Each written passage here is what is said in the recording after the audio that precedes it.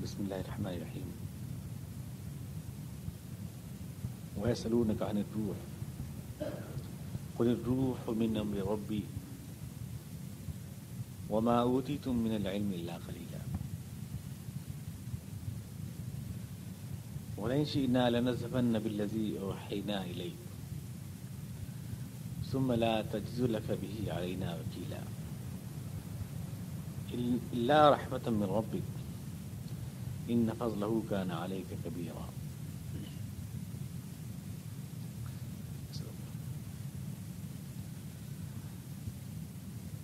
یہ لوگ آپ سے پوچھتے ہیں کہ یہ روح کیا ہے،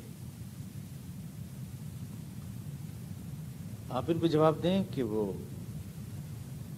میرے رب کا حکم ہے. لیکن یہ حقیقت ہے کہ تم لوگوں کے پاس علم بہت کم ہے. ہم اگر چاہیں تو اے رسول، ہم نے جو کچھ تمہاری طرف وحی کیا ہے ہم اس سب کو سلب بھی کر سکتے ہیں، پھر تم ہمارے مقابلے میں کوئی وکیل نہ پاؤ گے. مگر یہ تو تمہارے رب کی رحمت ہے،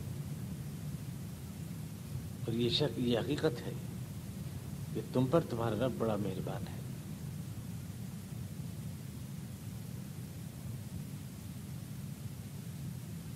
وَيَسْأَلُونَكَ عَنِ الرُّوحِ، یہ آپ سے روح کے بارے میں سوال کرتے ہیں. پچھلی آیات میں پورے ماحول کا آپ کو اندازہ ہے. مکہ چھوڑتے وقت اور مدینہ جانے سے پہلے یہ صورت نازل ہوئی ہے. تو حضور اقدس علیہ الصلوۃ والتسلیم کے اوپر طرح طرح کے اعتراضات اور اشکالات اور سازشیں جو کچھ بھی تھیں ان سب کے پس منظر میں ہے. یہ آپ ہجرت کر کے مدینے جانے کا پروگرام بنا رہے ہیں یا اللہ کی طرف سے حکم آپ کو ملنے والا ہے، اور آپ یہ دعا مانگ رہے ہیں کہ پروردگار اس سرزمین کو چھوڑ کر میں جہاں بھی جاؤں وہاں سچائی کے لیے جاؤں، نکلنا بھی میرا سچائی کے لیے ہو، ٹھہرنا بھی میرا سچائی کے لیے ہو. رب ادخلنی مدخل صدق واخرجنی مخرج صدق، اور یہ کہ اے اللہ تو حکومت کو میرا مددگار بنا دے. واجعل لی من لدنک سلطانا نصیرا، یعنی اسلام کے لیے حکومت کی طاقت مجھے مل جائے. پھر اس کے بعد اس کی پچھلی آیات میں کہا گیا تھا کہ ہم نے قرآن کریم کو شفا اور رحمت بنا کے نازل کیا ہے مومنین کے لیے. وَنُنَزِّلُ مِنَ الْقُرْآنِ مَا هُوَ شِفَاءٌ وَرَحْمَةٌ لِّلْمُؤْمِنِينَ، اس قرآن کو ہم نے مومنوں کے لیے شفا اور رحمت بنا کر نازل کیا ہے، مگر ظالموں کو سوائے خسارے کے اس کتاب سے کچھ نہیں ملتا. امراض کی شفا ہے قرآن کریم، تمام امراض کا اور تمام سوال کا جواب دینے کے لیے ہے. مگر جنہیں قرآن سے شفا لینی نہیں ہے اور اس کو زندگی کی ہدایت بنانا نہیں ہے، ظاہر ہے کہ وہ تو آئیں بائیں شائیں کرتے ہیں، طرح طرح کی باتیں، طرح طرح کے سوالات اور اعتراضات قرآن کریم کی دعوت سے بچنے کے لیے. ان کا ایک نمونہ ان اعتراضات کا ان آیات کے اندر اللہ تعالیٰ نے بیان فرمایا ہے. مکے میں یہ اعتراضات کرتے تھے مشرکین مکہ، اور ان کو سکھاتے تھے یہود مدینے کے، کیونکہ وہی عالم تھے اور انہی کو تورات اور انجیل کا علم تھا. تو سکھاتے تھے مدینے والے اہل کتاب یہود و نصارہ. اور جب حضور مدینے میں پہنچ گئے تو یہ اعتراضات خود یہود کرتے تھے حضور اقدس کے اوپر. قرآن کریم نے اپنے آپ کو روح قرار دیا ہے، جگہ جگہ لفظ روح قرآن کریم نے اپنے لیے بولا ہے. یہ لفظ روح کا لفظ جبریل امین کے لیے بھی بولا گیا قرآن کریم میں، اور روح کا لفظ اس حقیقت کے لیے بھی بولا گیا ہے جو ہمارے جسم کے اندر ہوتی ہے، جو جس سے آپ آشنا ہیں. تو تین لفظ ہیں یہ، یعنی تین معنی ہیں، لیکن ان سب کے لیے ایک ہی لفظ قرآن کریم میں بولا گیا ہے. تورات میں تو فرشتے کو روح کہتے ہیں، فرشتہ یا پھر سب سے بڑا فرشتہ یعنی جبریل علیہ السلام، اس کو روح الامین کا نام دیا گیا ہے تورات میں. تو تورات اور انجیل کی روح سے تو روح سے فرشتے کو کہتے ہیں، لیکن قرآن کریم نے اس کو وحی کے معنی میں استعمال کیا. قرآن کریم کے معنی میں استعمال کیا، فرشتے کے معنی میں بھی استعمال کیا، اور اس کو پھر انسان کے اندر جو ایک قوت ہے اس کے معنی میں بھی استعمال کیا۔ ایک ہی لفظ روح استعمال کیا گیا ہے تینوں حقائق کو بیان کرنے کے لیے۔ اب اس استعمال پر مثلا قرآن شریف کے لیے قرآن کریم نے کہا کہ وَكَذَلِكَ أَوْحَيْنَا إِلَيْكَ رُوحًا مِّنْ أَمْرِنَا مَا كُنْتَ تَدْرِي مَا الْكِتَابُ وَلَا الْإِيمَانُ، ہم نے اے رسول آپ کی طرف ایک روح نازل کی ہے، تم قطعاً نہ جانتے تھے کہ ایمان کیا شے ہوتی ہے اور کتاب کیا ہوتی ہے، پر ہم نے یہ کتاب دے کر تمہیں ایمان سے آشنا کیا اور کتاب سے آشنا کیا۔ تو قرآن کریم کو اس میں روح کہا گیا۔ جیسے روح ہمیں طاقت بخشتی ہے، روح ہمیں حرکت کی طاقت بھی بخشتی ہے، روح علم اور شعور بھی ہم کو بخشتی ہے، جیسے قرآن گویا ہمارے لیے علم ہے، ہمارے لیے شعور ہے، ہمارے لیے حرکت ہے، ہمارے لیے طاقت ہے، اس لیے قرآن کریم کو روح کہا گیا۔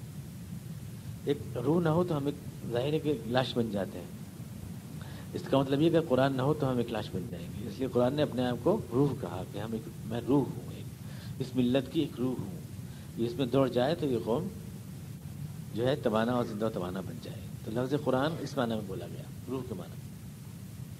وَكَذَلِكَ أَوْحَيْنَا إِلَيْكَ رُوحًا مِّنْ أَمْرِنَا، ہم نے جو یہ قرآن تم پر نازل کیا ہے رسول، یہ روح ہے جو ہم نے نازل کی ہے۔ تو یہاں ظاہر روح کی بالکل اور معنی ہے۔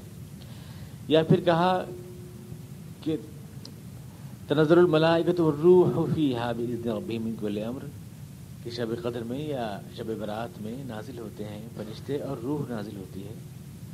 تو وہاں روح سے مراد جبریل امین ہے، جیسے جبریل نازل ہوتے ہیں من کل امر۔ پھر ایک روح ہے یہ جو جس سے ہم آشنا ہے، جس کے بغیر انسان ایک لاشے بے جان ہوتا ہے، وہ روح ہے۔ تو یہ روح کیا شے ہے؟ یہ قرآن نے سارے معنی میں کے لیے ایک لفظ کیوں بولا؟ یہ روح کیا ہوتی ہے، کیا بلا ہے؟ یہ الفاظ، یہ کوئی اعتراض تھا ان کا کہ تم جو روح بار بار کہتے ہو، تو روح کا مطلب کیا ہوتا ہے، اور روح سمجھاؤ ہمیں۔ یہ سوال ہے کہ اس کی حقیقت کیا ہے، اس کی ماہیت کیا ہے، اس کے گناہ کیا ہے، یہ حضور سے پوچھتے تھے۔ قرآن چاہتا تھا کہ اس کو شفا بنایا جائے، زندگی کی روح بنایا جائے، لیکن جنہیں قرآن کو شفا اور روح بنانا نہیں ہے، وہ تو یہ مین میں نکالیں گے کہ یہ بتائیے کہ یہ کیا ہے، اس کی صفت کیا ہے، اس کی کیفیت کیا ہے، کیسے ہوتی ہے، کیسے آتی ہے، کیسے جاتی ہے، کیسے چلتی پھرتی ہے، ہمیں ذرا ہمیں سمجھائیے۔ ہم تو مانتے ہیں کہ حقیقت کو آج تک نہیں جان سکے۔ یعنی اگر کوئی یہ پوچھنا چاہے کہ آخر سونا سونا کیوں ہے، لوہا لوہا کیوں ہے، چاندی چاندی کیوں ہے، مادے کی، تو ہم نہ بتا پائیں گے، تو وہ جو باریک اور لطیف حقیقت ہے اس کو کوئی کیسے پہچانے گا؟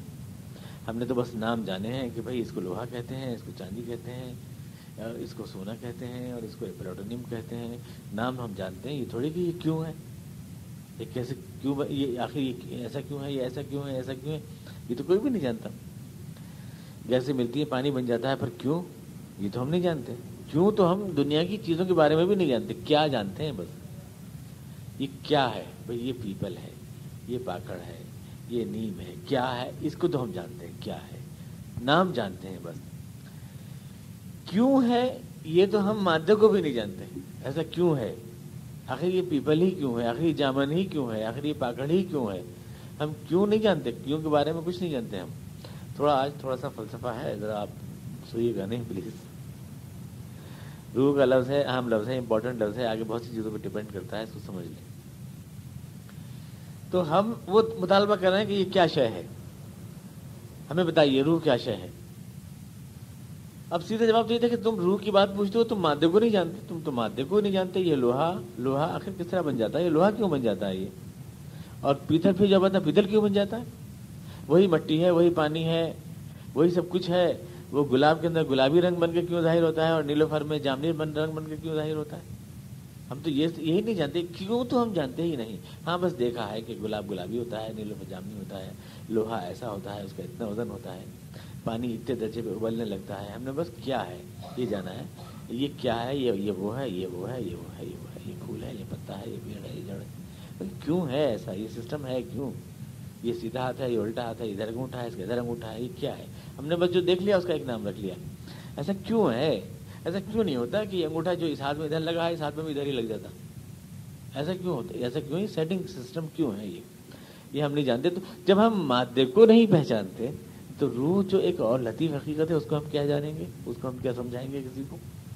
لیکن سوال کر رہے ہیں حضور اقدس سے، اس لیے کر رہے ہیں کہ قرآن کریم پر عمل کرنا نہیں ہے، جنہیں دین کو زندگی میں لانا نہیں ہوتا انہیں ایسے سوال کرنے کا بہت شوق ہوتا ہے، آئیں بائیں شائیں کرنے کا. دین کو زندگی میں لانا نہیں ہے.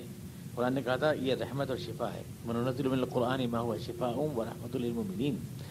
یہ قرآن آیا تھا تو تم اس سے شفا حاصل کرتے، اس سے زندگی میں لاتے، زندگی کا نور اس کو بناتے، زندگی کی روح اس کو بناتے. اب یہ کہیں آ گیا کہ زندگی کی روح اس کو بناتے تو یہ لے کے دوڑ پڑے بتائیے روح کسے کہتے ہیں. وہ سب ایک طرف گئی، ساری بات ایک طرف گئی. اس کو آپ قیاس کر سکتے ہیں اس بات کے اوپر بھی کہ ہم مسلمانوں میں نہیں ہیں کیا یہ بات؟ ایمان زندگی میں نہیں ہوگا قطعاً، دور دور. اللہ کا خوف دل میں نہیں ہوگا، اللہ کا کے جواب دینے کا قطعاً احساس نہیں ہوگا. لیکن بحثیں کیا ہوں گی؟ بحثیں یہ ہوں گی کہ یہ ٹونٹی کیوں بنائی اللہ تعالیٰ نے. ایک انسان کی پوچھیں یہ ٹونٹی کیوں ہے، یہ ٹونٹی کیوں ہوتی ہے، تو پتہ نہیں ٹونٹی کیوں ہوتی ہے. لیکن اسی میں سے مٹی نکال کے کتا بنایا اللہ تعالیٰ نے.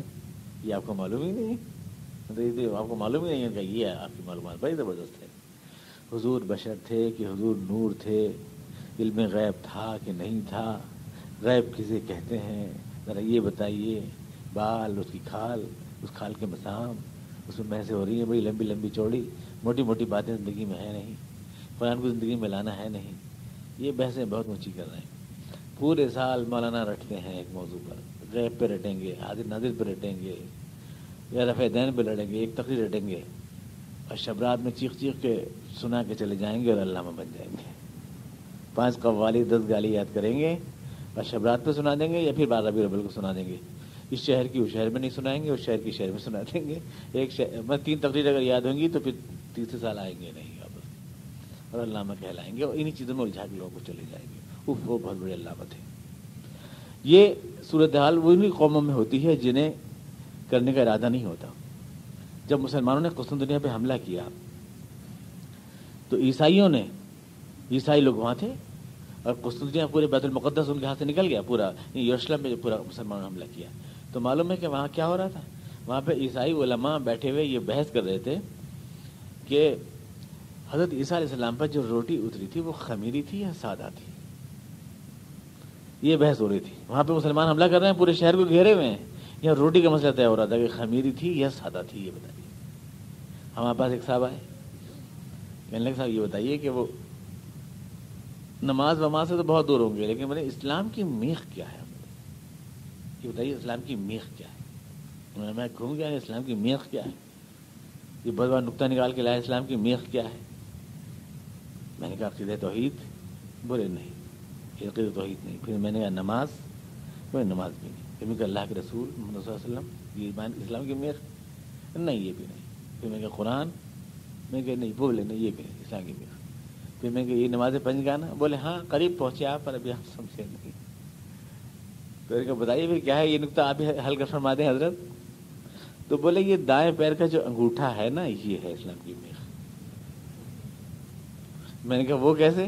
تو بولے دیکھیں نماز میں سارے اعضاء ہل جاتے ہیں مگر یہ اپنی جگہ سے نہیں ہلتا. تو میں نے کہا یہ ٹھیک ہے. جو جس قوم کو زندگی سے اپنے کتاب کو نکال دے اسے ان چیزوں کی بہت عادت پڑ جاتی ہے، ان طرح کی بحثیں کرنے کی، اس نقطے نکالنے کی. ہر آدمی ایکس وائی زیڈ بحث کرتا پھرتا ہے. حضور بشر تھے کہ نہیں بشر تھے اس پہ بحث کر رہے ہیں. وہ جن کو اتنی بھی عقل نہیں ہے کہ اس لفظوں کے معنی کیا ہیں بحث کر رہے ہیں. کیوں کر رہے ہیں؟ تو حضور کو اگر بشر مان لیا کہیں تو پھر تو چکر پڑ جائے گا نا. پھر حضور کی طرح سارے کام کرو کہ بھئی آپ بھی بشر ہیں تو ہم بھی تو بشر تو ہم سارے کام کریں. تو پھر حلال حرام چکر اللہ کے دین کو غالب کرنے کی جد و جہد سب کچھ کرو. کون چکر میں پڑے؟ سیدھا کہہ دو وہ بشر تھے ہی نہیں ہم بشر ہیں انہوں نے کر لیا ہوگا ہم تھوڑی ہوگا. تو شارٹ کٹ ہے تو بچنے کا سیدھا راستہ ہے، سیدھا کہہ دو. تو اس لیے ساری بحثیں وہی لوگ نکالتے ہیں جنہیں کچھ کرنا ورنہ ہونا نہیں.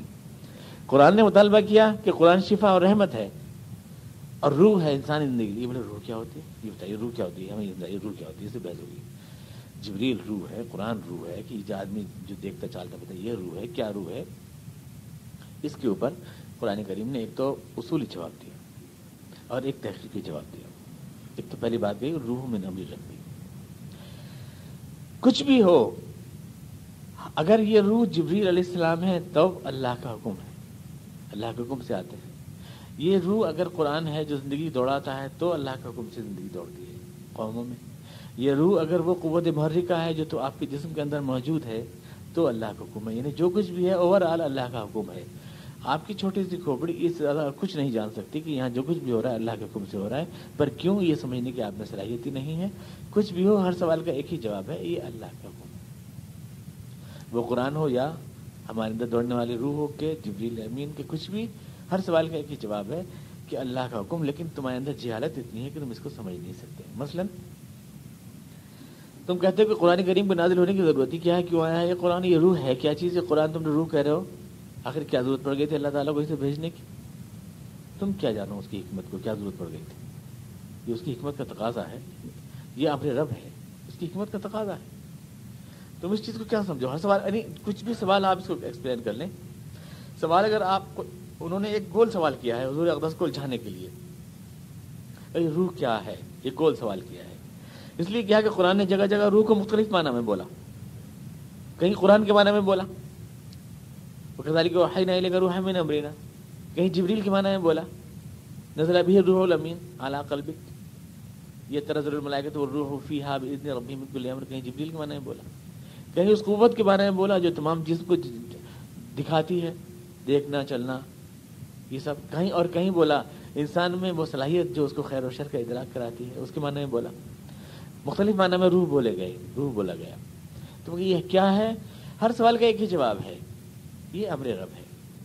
اگر جبریل ہے تو خدا کے حکم سے یہاں اللہ کا پیغام لے کے آتا ہے، اگر قرآن زندگی بنتا ہے تو اللہ کے حکم سے بنتا ہے، اگر ہمارے جسم کو چلنے پھرنے کی طاقت عطا ہوتی ہے تو اللہ کے حکم سے ہوتی ہے، اور اگر قرآن جو ہے اور ہمیں خیر و شر کا ادراک جب میں جو طاقت کرتی ہے تو وہ اللہ کے حکم سے ہوتا ہے۔ سوال کا ایک ہی جواب ہے، جو کچھ بھی اللہ کے حکم سے ہے۔ اس کے آگے اگر تم کیوں جاننا چاہتے ہو تو اتنی تمہاری عقل میں مجال نہیں ہے کہ جو اس کیوں کو حل کر سکے کہ یہ کیوں ہے۔ یہاں تک کیا تم کیا سمجھو گے کہ جب تم مادے کی حقیقتوں کو نہ جان سکتے، لوہا کیوں ہے، اسی چیزوں کے امتزاج سے چمیلی کا پھول بنتا ہے، انہی چیزوں کے امتزاج سے جناب والا سورج مکھی کا پھول بن جاتا ہے، انہی سے گلاب کا پھول بن جاتا ہے، ایسا کیوں ہے؟ تم اسی سوال کا جواب مادے میں نہ دے سکو گے تو اس سے لطیف چیز روح میں کیسے دے لو گے؟ دیکھو ایک ہی جواب ہے تمہارے حساب سے، دیکھو من امر ربی، قرآن نازل کیا، کیوں نازل کیا؟ تمہارے اندر عقل نہیں ہے، جاہل ہو پکے، اس لیے نہیں سمجھ سکتے۔ اس کے پیچھے کیا حکمت ہے یہ اللہ تعالیٰ جانتا ہے۔ اس کے پیچھے حکمت کیا ہے کہ یہاں اس دنیا میں مار کے خیر و شر برپا کیا گیا ہے شیطان اور رحمان کے درمیان میں، اتنا ضرور ہے کہ اس میں یقیناً تمہارا ہی کوئی فائدہ ہے، کیونکہ یہ میرے رب کا حکم ہے۔ رب کہتے ہیں پالنے والے کو، کہ یہ پالنے والے کا حکم ہے، اور پالنے والا وہ ہوتا ہے جو مہربان ہوتا ہے، لہذا یہ ایک مہربان کا حکم ہے، اس میں تمہاری ہی کوئی فائدہ ہوگا، یقیناً اللہ کا تو کوئی فائدہ نہیں ہوگا۔ یہ ایک اشارہ ہے رب کے لفظ میں کہ اتنا طے ہے کہ اس میں فائدہ تمہارا ہی ہے۔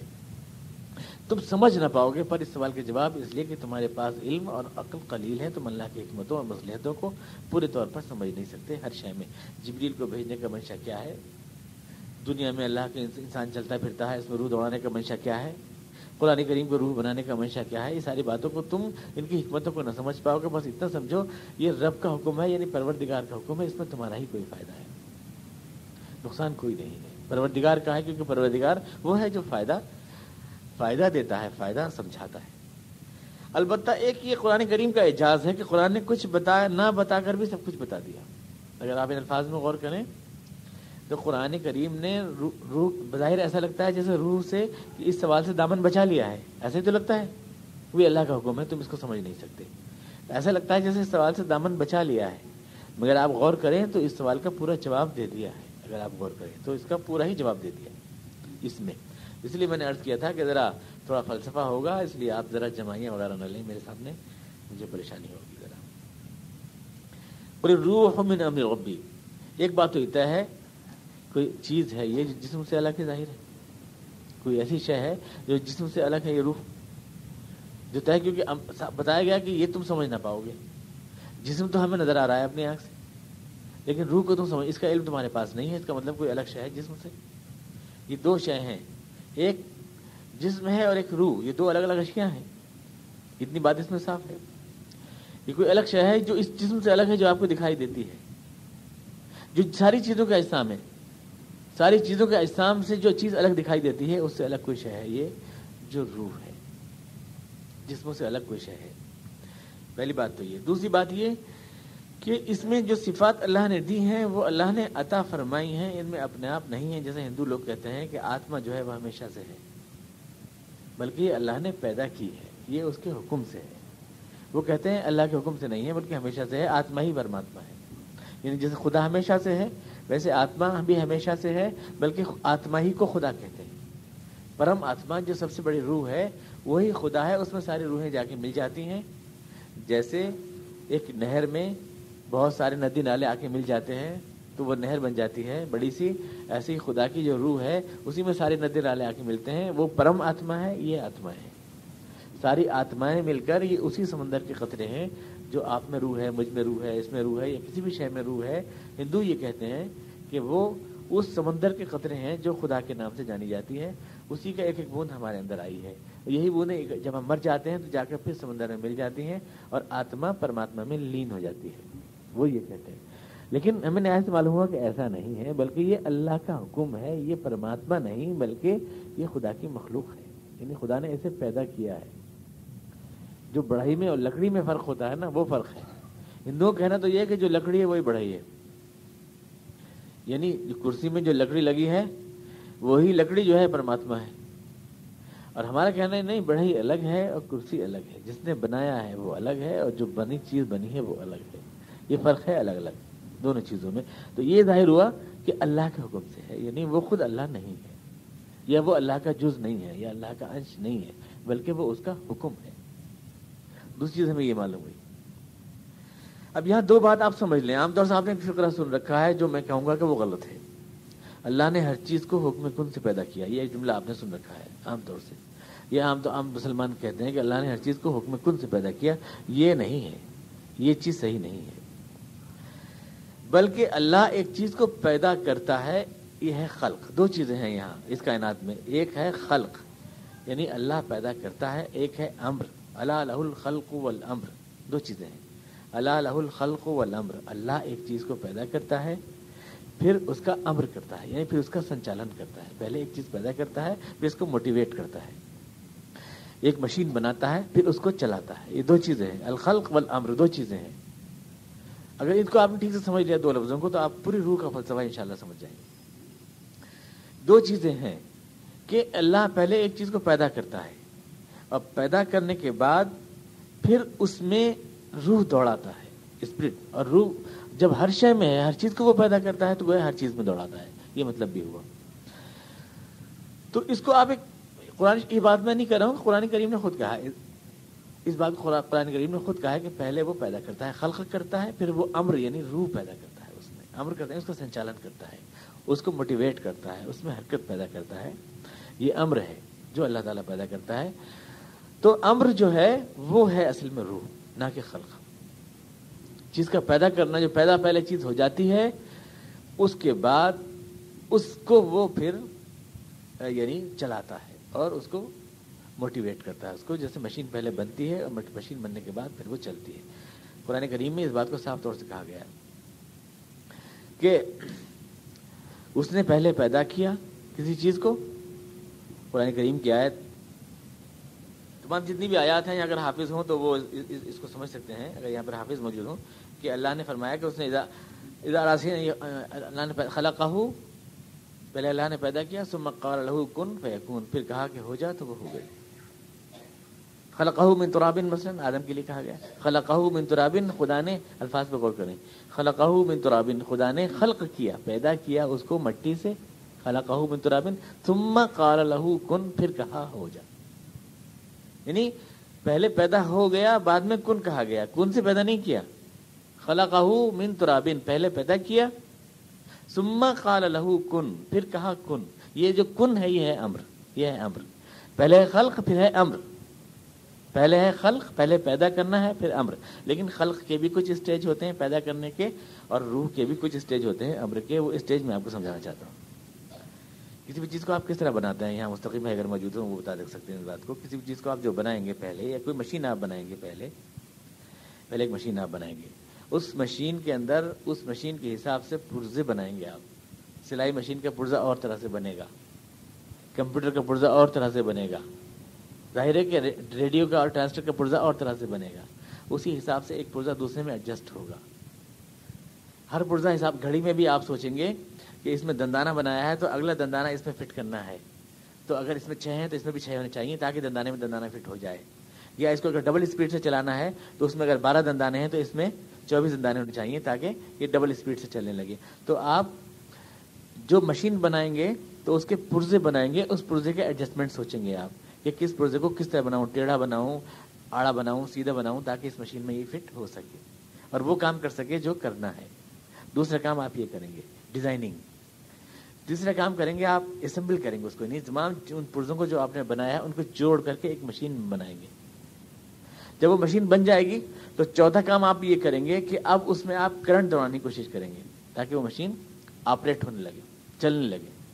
جب کرنٹ اس میں آپ ڈال دیں گے اس کے لیے آپ ایک بٹن بنائیں گے, وہ بٹن آپ دبائیں گے تو وہ مشین اس کرنٹ سے آپریٹ ہونے لگے گی. یہی تو ہوتے ہیں سارے اسٹیجز.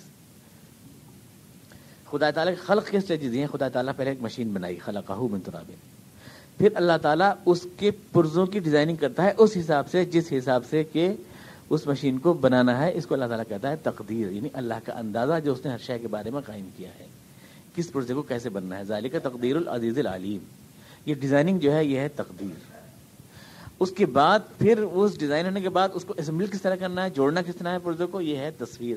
وصورکم فاحسن صورکم, وہ پھر ان سارے پرزوں کو جوڑ کر کے ایک شکل دیتا ہے, اس کے ایک ڈیزائن بناتا ہے. یہ ہے تصویر. یہ 3 لفظ ہوئے, یعنی ڈیزائننگ, اسمبلنگ, تخلیق, اور اس کے بعد تقدیر, اور اس کے بعد اگلا تصویر. یہ اب پیدا ہو, ایک چیز پیدا ہو گئی.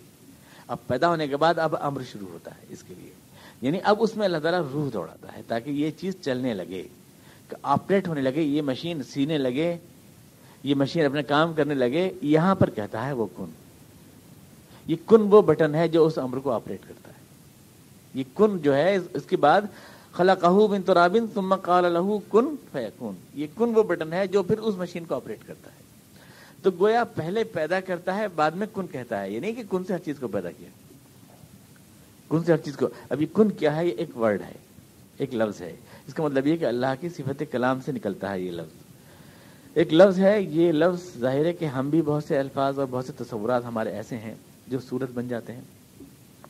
خواب کیا ہے, آپ خواب دیکھتے ہیں, دیکھیے خواب میں آپ کی تخیلی تو ہوتا ہے. وہ آپ دیکھ رہے ہیں بھاگے جا رہے ہیں موٹر سائیکل پہ, دائیں دائیں, کہاں ہے موٹر سائیکل, ابتدا دماغ میں کہاں موٹر سائیکل بھاگ رہی ہے, لیکن اسی دماغ میں, چھوٹے دماغ میں راتوں رات آپ دلی سے اور علی گڑھ پہنچ جاتے ہیں, سنبھل سے دلی پہنچ جاتے ہیں موٹر سائیکل بیٹھے بیٹھے.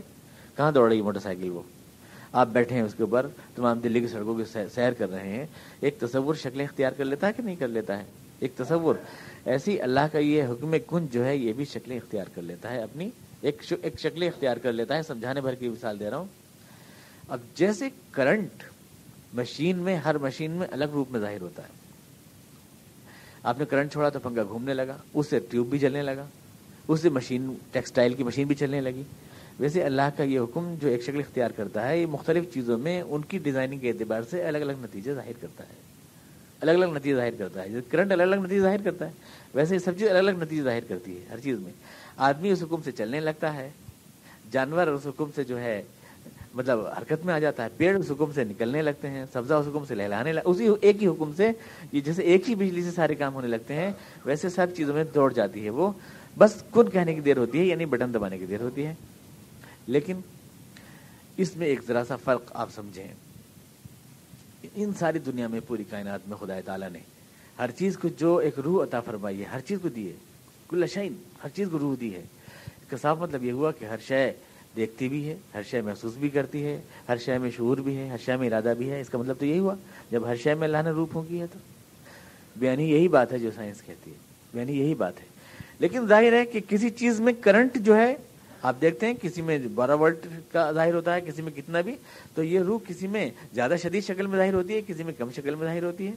جمادات میں کم احساس ہے, نباتات میں اور زیادہ احساس ہے, انسان میں اور زیادہ احساس ہے. انسان کی جو اللہ نے روح دی ہے ایک الگ سے, ایک اور کرنٹ ہے جو الگ سے اللہ کو نے انسان کو عطا کیا ہے تمام اشیاء کے خلاف. یہ کرنٹ بھی 2 طرح کے ہوتے ہیں نا, اے سی اور ڈی سی.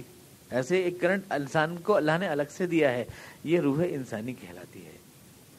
اس کو میں آپ کو سمجھانا چاہتا ہوں. یہ روح انسانی ہے جو روح حیوانی سے تھوڑا الگ ہے.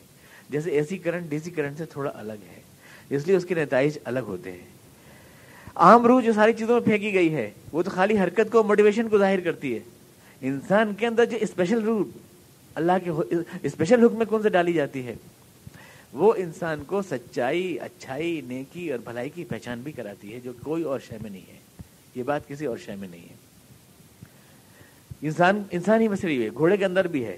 اب یہاں ایک عام غلط فہمی ہے کہ لوگ روح کو اور جان کو ایک سمجھتے ہیں، روح کو اور جان کو ایک چیز سمجھتے ہیں، انسان کی روح کو اور جان کو ایک شے سمجھتے ہیں. میں نے جتنی مثالیں آپ کو دی ہیں اب آپ یہ فرق سمجھ گئے ہوں گے کہ انسان کی روح اور انسان کی جان دو الگ شے ہیں. روح یعنی جان بھی روح ہے، لیکن وہ روح حیوانی ہے جو سب چیزوں میں ہے اور انسان میں بھی ہے. وہ حیوانی روح یعنی جو موٹیویٹ کرتی ہے، جو حرکت میں لاتی ہے، جو ہمیں دکھاتی ہے، چلاتی ہے، پھراتی ہے، یہ روح حیوانی ہے جو گھوڑے میں بھی ہے، انسان میں نہیں ہے. یہ پر انسان میں الگ سے جو ایک کرنٹ چھوڑا گیا ہے وہ روح انسانی، وہ بالکل الگ ہے، جو گھوڑے میں، ہاتھی میں اور کسی چیز میں نہیں ہے. اور جو قرآن میں کہا گیا نا کہ میں نے انسان کو پہلے پیدا کیا، پھر اس میں نے اپنی روح اثرات تو آپ میں ہے، مگر جھوٹ بولتے میں آپ تھراتے ہیں، گھوڑے کو کوئی تھراٹ نہیں ہوگی. جرم کرنے میں آپ کو پہچانا یہ اچھا ہے، یہ غلط ہے، یہ سچ ہے، یہ جھوٹ ہے، مجھے اچھا کام کرنا چاہیے. تو ایک شے تو وہ ہے جو آپ پر حیوانی روح ہے ہر انسان میں، لیکن ایک الگ سے اللہ پھونکتا ہے انسانی روح، جو حدیث میں آیا کہ جب ماں کے پیٹ میں بچہ ہوتا ہے چوتھے مہینے میں تو اس میں وہ روح پھونکی جاتی ہے، وہ کنیکٹ کر دی جاتی ہے اس کی باڈی سے. یہ الگ کرنٹ ہے جو کنیکٹ کر دیا جاتا ہے. اب یہ فرق ہے، ایک افغانستان کا مجاہد مثال کے طور پر ایک چٹان پہ لیٹا ہے سردی کے اندر، پہاڑی کے اوپر لیٹا ہے، اس میں خوشی محسوس کر رہا ہے، وہ اسے خوشی ہو رہی ہے، مر رہا ہے، گولی کھا کے مر رہا ہے، خوشی محسوس ہو رہی ہے. کیوں؟ یہ کون سی روح ہے اس میں؟ ہماری جو روح ہے وہ تو ہمیں کہتی ہے کہ ہم ڈبل فارم پہ اگر فارم کے گدے پہ لیٹ جائیں ڈبل بیڈ تو ہمیں آرام ملنا چاہیے. یہ حیوانی روح کو آرام مل رہا ہے ہمارے، جب گھوڑے کو بھی آرام ملتا ہے ایسے تو اگر گھوڑے کو آرام سے رکھو تو یہ حیوانی روح ہے. لیکن سچ کی راہ میں کانٹے برداشت کر کے جو آرام ملتا ہے یہ کس کو ملتا ہے؟ یہ کس چیز کو ملتا ہے؟ ہم جو ہے ڈبل بیڈ پہ لیٹے ہیں بہت آرام سے ٹھاٹ سے، لیکن قتل کر کے آئے کسی بے گناہ کو اور کروٹیں بدل رہے ہیں، ہمیں آرام نہیں مل رہا اس کے اوپر. یہ کون سی چیز ہے جو ہمیں تڑپا رہی ہے؟ کوئی تو فرق ہے ہماری روح میں اور گھوڑے کی روح میں، جانور کی روح میں کوئی تو فرق ہے. تو یہ اللہ نے فرمایا کہ انسان کو میں نے جو روح دی ہے تو الہمہا فجورہا و تقواہا، یہ ایسی ہے جو اس کو خیر اور شر کی پہچان کراتی ہے. ایک چیز تو ہے جو چلنا پھرنا سکھاتی ہے، ہماری روح ترقی کرتی ہے. مثال کے طور پر تو لوگ یہ سمجھتے ہیں کہ بس یہی چلنا پھرنا سونا جاگنا یہ روح کی وجہ سے ہوتا ہے، یہی ہے بس انسان کو دی گئی اللہ تعالیٰ نے، اس کے علاوہ کچھ نہیں دیا ہے. حالانکہ ایک دیسی کرن الگ سے بھی دیا ہے انسان کو اللہ تبارک تعالیٰ نے. سوال اسی کرنٹ کی بنا پہ کیا جائے گا انسان سے، حیوانی روح کی بنا پہ نہیں کیا جائے گا. میں نے تجھے جان دی، میں نے تجھے آنکھ دی، میں نے تجھے عقل دی، میں تجھے شعور دیا، اس پہ نہیں ہوگا سوال. بلکہ میں نے تجھے خیر اور شر کی پہچان دی. وہدیناہ النجدین فلاقتحم العقبہ وما ادراک ما العقبہ، میں نے تجھے یہ بھی بتایا کہ سچ کیا ہے جھوٹ کیا ہے، اور دل میں نے اس کا بیج بھی بویا تیرے کہ تجھے خود پہچان تھی کہ یہ سچ ہے اور یہ غلط ہے، پھر بھی تو نے اس راہ کو اپنایا. اس بات کا سوال ہم سے ہوگا نہ، ہماری اس بات کا آنکھ ناک کا سوال نہیں ہوگا ہم سے، کیونکہ اگر اس کا ہوتا تو پھر بکری اور گھوڑے سے بھی ہوتا، اس کا اگر سوال ہوتا. تو یہ روح جو ہمیں دی گئی ہے حقیقت میں یہ انسان کے لیے عطا الہی ہے. اب یہاں سے آپ سمجھ سکتے ہیں بہت سی سوالوں کا جواب مل جاتا ہے. حدیث میں آتا ہے، مثلا حضور اقدس نے ارشاد فرمایا حدیث میں الارواح جنود مجندہ، ساری انسانوں کی روحیں ایک ساتھ پیدا کر دی گئیں، ساری انسانوں کی روحیں ایک ساتھ پیدا کر دی گئیں.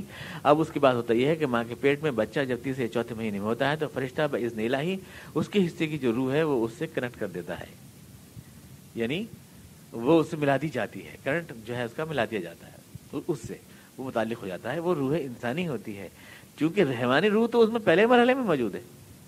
جب شوہر اپنی بیوی کے پاس جاتا ہے تو اس کا اسم پھڑکتا ہوا جاتا ہے، وہ تو جاندار تو ہوتا ہی اس وقت بھی. وہ یہاں چوتھے مہینے کی کوئی بات بھی نہیں ہے، وہ ہوتا ہے اس وقت بھی جاندار ہوتا ہے، بلکہ کण کण میں جان ہے دنیا کی، ذرے ذرے میں. آپ کسی مائکروسکوپ سے دیکھیں تو ہر چیز، پانی پینا مشکل ہو جائے گا آپ کے لیے، سب جاندار نظر آئے گا آپ کو، پھڑکتا ہوا پانی، سب کیڑے نظر آئیں گے اس میں تیرتے ہوئے آپ کو پانی میں. ذرے ذرے جاندار ہے، ہر چیز جاندار ہے دنیا کی. تو جان تو ہر شے میں ہے، مگر روح تھوڑی کہیں گے پانی میں روح ہے، یہ روح دار پانی ہے، یہ کھیت بڑی روح دار ہے، یہ روح نہیں کہیں گے اس کو. روح وہی چیز ہے انسان کی جو ہمیں سچ اور جھوٹ کی پہچان کراتی ہے، حق اور باطل کی پہچان کراتی ہے. یہی چیز قیامت میں اللہ تعالیٰ کے سامنے ہمیں سوال جواب کا موجب بناتی ہے. تو اب آپ یوں سمجھیں کہ ایک فرق بہت بڑا بن جاتا ہے اس سے. اب ہمارا جسم جو ہے دو طرح کی روحوں سے مرکب ہوا، صاف ظاہر ہے، یعنی ایک ایسی اور ایک دیسی، دو کرنٹ ہوئے ہمارے اندر. ہمارے اندر ایک تو روح ہوئی حیوانی روح. ہم مثال کے طور پر وٹامن اے کھاتے ہیں تو ہماری آنکھیں تیز ہو جاتی ہیں، تو اس سے ہماری وہ انسانی والی روح مضبوط نہیں ہوتی جو الگ سے ہمیں دی گئی ہے. نہ تو کہ صاحب روح کی تقویت کے لیے ہم وٹامن اے کھایا کرتے، یہ ہوتا، اس سے وہ مضبوط نہیں ہوتی، بلکہ وہ جسم کا ہی جز ہے جو ہر جسم میں ہے، چاہے وہ گھوڑا ہو یا بکری، چاہے وہ پیڑ ہو یا پتھر، اس میں بھی ہوتی ہے. اس کے حساب سے اس میں کرنٹ جاتا ہے. آج سائنس بھی یہ کہتی ہے کہ ہر شے میں جان ہوتی ہے، جان ہر شے میں ہوتی ہے، تو وہ اس حساب سے ہے. لیکن یہ کہ جو حدیث میں آتا ہے کہ ساری روحیں ایک ساتھ پیدا کی گئیں، پھر وہ چوتھے مہینے متعلق ہی آتی ہیں، وہیں سے آپ وہ حدیث سمجھیں گے کہ حضور نے ارشاد فرمایا کہ میں نبی بن چکا تھا جبکہ آدم کا ابھی گارا ہی سانا جا رہا تھا. یعنی ابھی گارا ہی سانا جسم بن رہا تھا آدم کا، اور میں نبی بن چکا، نبی و آدم بین الماء والطین. ترمذی شریف کی حدیث ہے میں نبی تھا جبکہ آدم ابھی گارے اور مٹی ہی میں تھے، یعنی ابھی ان کا بنا بھی نہیں تھا ہے اولا. تو کیسے بھئی حضور سے جو آدم ہی کے بیٹے ہیں، تو باپ ابھی ہے نہیں تو بیٹے کو کہاں سے نبوت مل گئی اور کیسے بن گئے نبی؟ تو اجسام تو موجود نہیں تھے پر روح انسان کی موجود تھی پہلے سے ارواح مجددہ میں، ان فوجوں کی شکل میں موجود تھی جو بعد میں یعنی متعلق کی جاتی ہے. وہی جو روح موجود تھی انہی میں جو حضور اقدس صلی اللہ علیہ وسلم کی روح تھی، اس کو نبوت عطا فرما دی گئی تھی اس وقت جبکہ ابھی آدم کا جسم بنا بھی نہیں تھا. انسانی روح تو الگ ہی ہے نا، یہ باڈی تو بعد میں بنی جس میں حیوانی روح ڈالی گئی، لیکن انسانی روحیں تو پہلے بنا دی گئی تھی. اسی انسانی روح کو اللہ تعالیٰ نے گویا کہ اپائنٹ کر دیا نبوت خاتمیت نبوت کے لیے. بعد میں جب حضور اقدس کا جسم وجود میں آیا تو وہی آپ کی جو روح انسانی متعلق ہوئی وہ اس نبوت کے ساتھ متعلق ہوئی جو آپ کو پہلے دے دی گئی تھی. حدیث آپ کی سمجھ میں آ جائے گی فوراً، لیکن اس کے بغیر سے نہیں سمجھ پائیں گے. اور ایسی کتنی چیزیں، مثلا ایک حدیث ہے اللہ نے ارشاد فرمایا کہ میں یعنی روح آدمی جب مر جاتا ہے یا آدمی جب سوتے میں ہوتا ہے تو بھی اس کی روح جو ہے اس پہ سایہ فگن رہتی ہے. اب آپ جب سوچ رہے ہیں تو اس کی روح اس پہ سایہ فگن رہتی ہے، حدیث ہے. کہاں سایہ فگن رہتی ہے؟ آپ تو زندہ ہوتے ہیں، سانس بھی لے رہے ہوتے ہیں، خوب آپ کا دل بھی دھڑک رہا ہوتا ہے، تو روح آپ سے نکلتی کہاں ہے سوتے میں؟ کب نکلتی ہے؟ اگر روح کے وہی معنی ہے، جان کے معنی ہے، تو آپ جاندار نہیں ہوتے ہیں کیا؟ ابھی سوتے میں کوئی آپ کے زور سے نوچ لے تو آپ اٹھ کے بیٹھ جائیں گے؟ تو جان تو ہے آپ میں، روح نکلی تھوڑی ہے اس وقت. تو کیا مراد ہے پھر کہ وہ اس وقت سوتے وقت روح نکل کے اوپر چھتری کی طرح سایہ فگن ہوتی ہے اور اس کا اثرات انسانی جسم تک پہنچتے رہتے ہیں. یہ انسانی روح ہے وہی، یعنی جو خیر و شر کا ہمارے اندر احساس رکھتی ہے، یہ ہم پر چھتری کی طرح سایہ فگن ہو جاتی ہے. سایہ فگن ہونے کا مطلب یہ ہے کہ جیسے سورج ہم سے کروڑوں میل دور ہے لیکن اس کی شعاعیں ہمیں یہاں گرمی پہنچاتی ہیں، اس طرح سے وہ روح ہم سے دور ہو کر بھی ہمیں حرارت اور ابھی وہ یعنی وہ احساس بخشتی ہے جو انسانی روح ہے، دور رہ کر بھی ہم سے متعلق رہتی ہے. یہ حدیث میں آیا، حضور نے ارشاد فرمایا کہ اللہ تعالیٰ فرماتا ہے کہ میں وسانی الارض والسماء ولکن وسانی قلب عبد المؤمن. زمین اور آسمان میں نہیں سما سکتا لیکن بندہ مومن کے دل میں سما جاتا ہوں. اللہ نے ارشاد فرمایا زمین آسمان میں نہیں سما سکتا لیکن بندہ مومن کے دل میں سما جاتا ہوں. کیسے؟ وہی آفتاب والی مثال. آفتاب زمین و آسمان سے بہت بڑا ہے، نہیں سما سکتا، لیکن آپ چاہیں تو ایک کنڈے میں اس کو دیکھ سکتے ہیں پورے آفتاب کو، یعنی اس کا عکس اس میں آ جاتا ہے. تو بندہ مومن کا دل اصل میں وہ کنڈا ہے جس میں یہ روح الہی رہتی ہے، روح انسانی رہتی ہے جو اللہ سے براہ راست متعلق ہے. جب یہ مضبوط ہوتی ہے تو اللہ سے انسان جڑ جاتا ہے، جیسے کرنیں جو ہیں آفتاب سے جڑ جاتی ہیں. اور یہ جسم جو ہے ہمارا، یہ اس میں حیوانی روح ہے، اور اس حیوانی روح میں اگر آپ دیکھیں گے تو اس زمین کے اندر وہ ساری روحیں موجود ہیں جو ہمارے جسم میں موجود ہیں. آپ کسی بھی اسپرم کو جو ہے مائکروسکوپ سے دیکھ لیں یا ذروں کو دیکھ لیں آپ، تو ان میں آپ کو وہی سب کیڑے دوڑتے ہوئے نظر آئیں گے. انہیں کیڑوں کا ایک مکسر یا جوس بن کے ہمارا وہ اسپرم بن جاتا ہے. یہ وہ حیوانی روح ہے. لہٰذا جب ہم زمین سے غذا لیتے ہیں تو ہماری اس حیوانی روح کو تقویت ملتی ہے، اور اس روح کو جو ہمارے دل میں ہے، جو اللہ نے انسانی روح ہمارے دل میں ہے، اس کو تقویت ملتی ہے اس غذا سے جو اوپر سے اللہ تعالیٰ ہمیں عطا فرماتا ہے. انسانی جسم سے، انسانی یعنی حیوانی جو ہماری روح ہے اس کو حیوانی جسم سے غذا ملتی ہے، زمین میں سے آتی ہے. اس لیے میں نے ایک بار آپ سے کہا تھا کہ جتنی بھی جسم کو مضبوط کرنے والی غذائیں وہ سب ہمارے پیر کے نیچے سے آتی ہیں، اور جتنی بھی روح کو مضبوط کرنے والی غذائیں وہ سب اوپر سے آتی ہیں. نبی آتے ہیں، فرشتے آتے ہیں، قرآن آتا ہے، کتابیں آتی ہیں. روح والی غذائیں اوپر سے آتی ہیں، جسم والی غذائیں نیچے سے آتی ہیں. اور اس جسم میں شامل ہے جان بھی. جسم اور جان دونوں ایک ہی شے ہے، جان الگ شے نہیں ہے، جسم اور جان ایک ہی شے ہے. اور روح انسانی وہ الگ شے ہے جو اوپر سے آتی ہے، پر اپنے لیے وہ روح انسانی جو ہے ایک جسم مانگتی ہے، اس جسم کے بغیر نہیں ہوتی وہ. اس لیے جب آدمی مرتا ہے تو اس کا وہ شعور خیر و شر بھی مر جاتا ہے ساتھ ساتھ. یہ ہے روح کی پوری حقیقت. تو گویا اب آپ نے جو آج تک یہ سنا کہ صاحب روح سب چیز اللہ نے کن سے پیدا کی, یہ سچ نہیں ہے. ایسا ایک لفظ قرآن شریف میں نہیں دکھا سکتے آپ بنا لفظ کن سے پیدا کی, بلکہ اللہ تعالیٰ پہلے پیدا کرتا ہے, خلقہ, اس کے بعد پیدا کرنے کے بعد اس کے حساب سے اس مشین کے پرزے بناتا ہے, الگ الگ پرزے. یہ سلائی مشین کا پرزا ایسے بننا ہے, کمپیوٹر کا پرزا ایسے بننا ہے. یہ پرزے جو اندازے سے بنائے جاتے ہیں کہ یہ ایسے ایڈجسٹ ہوگا, وہ ایسے ایڈجسٹ ہوگا جیسے مشین کے پرزے, یہ ہے تقدیر, یعنی اندازہ جو اللہ تعالیٰ نے ہر شے کے بارے میں ایک مسلسل ایک رکھا ہے. اس کے بعد پھر یہی جوڑ کے جب اسمبل کی یہ سارے پرزے جوڑے جاتے ہیں اور ان کی فٹنگ کی جاتی ہے, تو یہ ہے تصویر, وصورکم فاحسن صورکم. اور یہ تصویر ہونے کے بعد پھر اللہ تعالیٰ اس میں اپنا امر یعنی وہ کرنٹ دوڑاتا ہے جو اس مشین کو آپریٹ کرتی ہے. یہاں ہوتا ہے کن, جیسے کرنٹ دوڑانے کے لیے بٹن چاہیے ویسے اس کرنٹ دوڑانے کے لیے کن کا لفظ چاہیے, یعنی کن چاہیے. یہ لفظ نہیں ہے بلکہ اس لفظ کی ایک تعبیر ہے جو گویا کہ اللہ تعالیٰ نے فرمایا. اور یہاں یہ فرق ہے انسانی روح میں اور حیوانی روح میں جو میں نے آپ کو بتایا. لیکن اتنے باریک حقائق کو جو یہ سوال دیکھیے, قرآن شریف حالانکہ نظر بچا کر چلا گیا ہے لیکن یہ ساری باتیں کہہ بھی گیا, یہ ساری باتیں سمجھا بھی گیا. جب کہا کہ تم کیا سمجھو گے روح کی حقیقت کو, مادے کی حقیقت کو نہیں سمجھ سکتے, تو معلوم ہوا کہ روح خدا نہیں ہے بلکہ وہ ایک مادے سے الگ ایک اور شے ہے. نہ وہ مادہ ہے نہ وہ خدا ہے. مادہ تو اس لیے نہیں کہ اللہ نے فرمایا کہ وہ اللہ کے حکم سے ہے تمہارے اندر, تو اللہ کے حکم سے ہے تو کوئی اور شے ہے تمہارے اندر, کوئی اور شے ہے تو تم الگ ہو, روح الگ شے ہے. یہ معلوم ہوا, یہ چیز معلوم ہو گئی.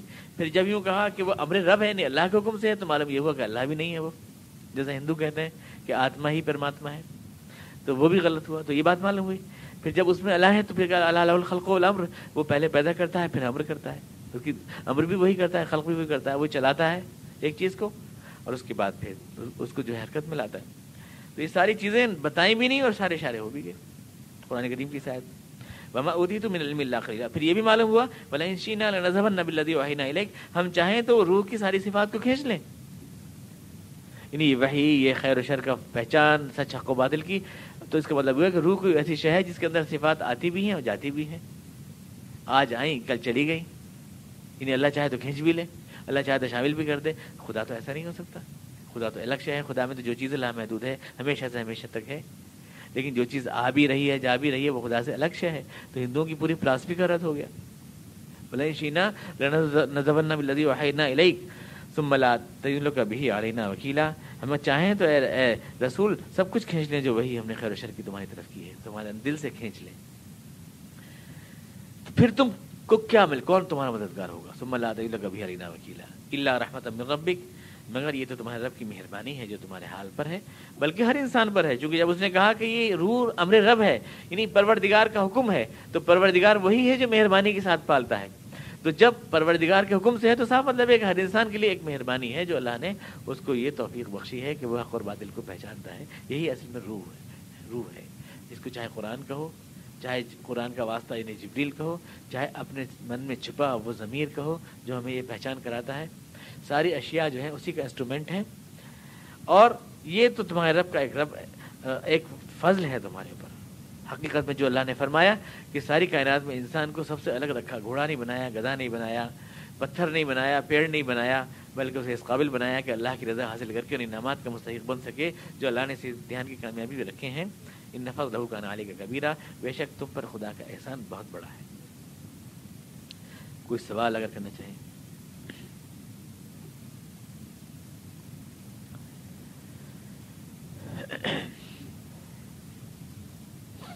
اللهم صل على محمد وعلى ال محمد كما صليت على ابراهيم وعلى ال ابراهيم انك حميد مجيد. اللهم بارك على محمد وعلى ال محمد كما باركت على ابراهيم وعلى ال ابراهيم انك حميد مجيد. ربنا اننا ظلمنا